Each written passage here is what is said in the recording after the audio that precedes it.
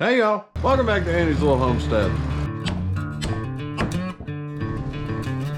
We're here in the off-grid chicken house. We're gonna do a little bit of work today. We're trying to take advantage of every little bit of space that we got in here, so to give chickens a spot to sleep, we're gonna build us a loft right up top here. I don't know how to make it particularly exciting for anybody, but hey, you're scrolling on your phone, so you might as well watch this. But in order to build this loft, we're gonna need lumber. We're gonna head up to my hyper-local building supplier.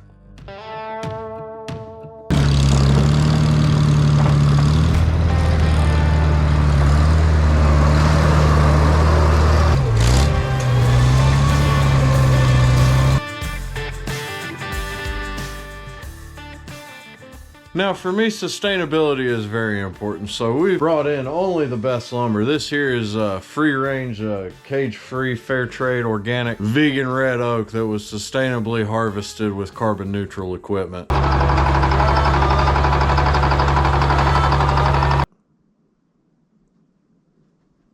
And it's absolutely beautiful, but we're not ready to put it up yet, because unfortunately some of these joists have developed a slight bow to them. No, that's kind of exactly what you would expect. These were not kiln dried, they were cut and they were thrown up. They're drying in place. But we want consistent cuts on our oak just to make our lives easier. So what we're gonna do is we're gonna install some blocking in between them to kind of push or suck them the direction we want them to go. That way we can batch cut all this oak. So we've got our blocks cut, but it's not quite as simple as just, you know, pick a spot and throw them up. I mean, you could, but we want it to look nice. We want it to be nice in a line in the center. So what we're gonna do is we're gonna mark the center of the joist out back there, and then we're gonna mark the center of this one that's right above us, snap a line between them, and then work off of that line for positioning our blocking.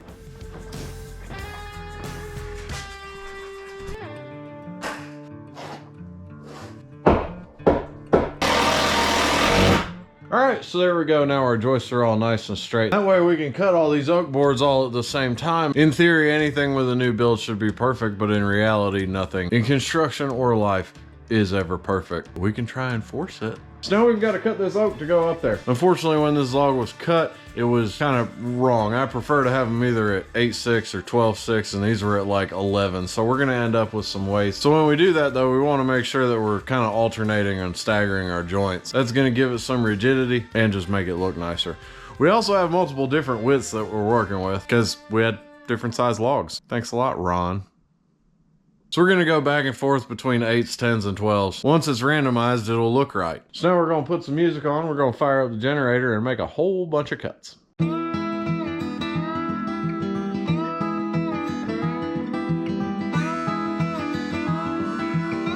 Alright, so I fucked up. You ever fuck up? Happened to me. And basically I had a few different cuts that I needed to make. I've got a section that's 43 3/4 and 92 3/4, and then those can go either way. But then I've got this section over here that's going to be open, and that's actually got to be like 96, and I cut the long boards 2 inches too long. So basically we're going to start nailing stuff up and kind of see where it lands, and then we'll just figure it out from there. It'll all be good.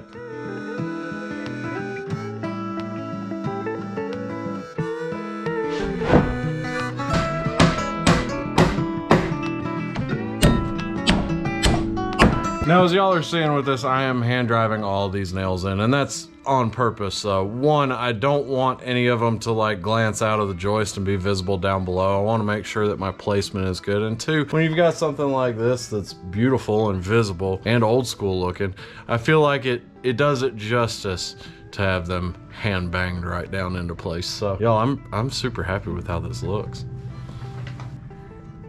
Love that red oak. And there we go. We got the whole thing done, and all that wasn't particularly exciting. I just nailed down boards, so I went ahead and did it over there too. Also, winter showed back up, so that's fun. But before we get any further, I need to address the non-code conforming elephant in the room. And yes, these joists are 4 feet apart, and no, I'm not worried about it. I got 4 true to size 2x10s covering a square footage that's about 100 or so. And the live load calculation that gets used is 40 pounds per square foot. Do I think these 4 beams can hold that? Yes, I do. A true size 2x10 has more material in it than a nominal 2x12. So, I mean, really, it's good. It doesn't bounce when I'm up there. And ultimately, it doesn't matter because this is for chickens. Definitely not for people. Not for people at all. And you know what chickens need? They need a pantry framed in down here. So that's what we're gonna do next.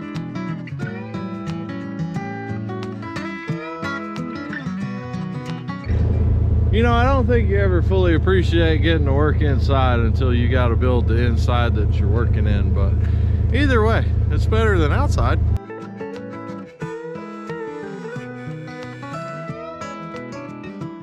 All right, so the first thing that we're gonna do is we're going to use a tool that's called a plumb robber. At least that's its Christian name. It's normally called a plumb bob. We're gonna use that to mark our corner points that are gonna be here and here on our pantry walls.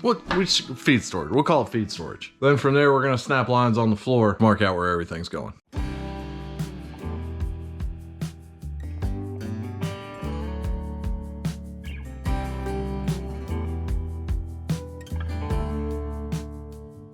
All right, so we got our 2 lines marked out on the floor. One of them is just real short from there to there, and the other one is actually gonna go all the way across, but we need to know that corner point where it hits up top there. That may not make sense, but we'll put it together here in a minute. Now, normally when you're building walls, interior walls or exterior walls, you pretty much just build the whole wall on the ground, just bottom and top plate, and you throw it up in place. But the entire outside of this wall is gonna be on this plane from top to bottom. So if I put a top plate on here, I'm gonna have a little overhanging section that is just I'm gonna have to fill it in later. So rather than do it that way, we're gonna lay down bottom plates, we're gonna mark them out for studs, and then we're gonna cut a whole bunch of studs with notches to go all the way around here. Y'all, I forgot one thing. You kind of need a door to get into feed storage rooms. So this wall having the door, we're gonna measure and mark a spot and, you know, fix it. There we go, much better. There's our basic layout. There's the entry to the pantry, feed storage, and then this is the entrance to the,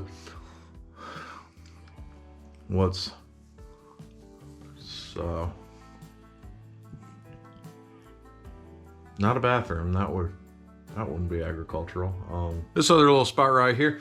So what we're gonna do now is we're gonna measure and mark out our stud placement on the bottom plates and on these joists that they run into. Generally speaking, studs are placed at 16 inches on center, but we're gonna stretch it to 24 because, well, that's what we did everywhere else. 16 on center is more stable for drywall, but ain't no drywall going up, so it doesn't matter. So let's get these nailed down, get them marked out.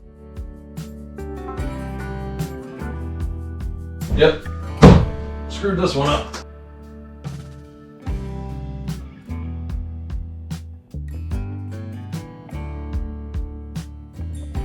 All right, so we got everything marked up top. We got our bottom plates marked out. Now we're gonna cut a whole bunch of studs with notches taken out of them. Now before I did that, I made sure that I measured the height at various points along the way because the building could have settled or something could have been wrong.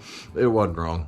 So we're gonna make the total length of our studs at 87 3/4 and then 78 1/4 for the notch. There we go, bunch of pretty little studs. Let's go ahead and throw them up.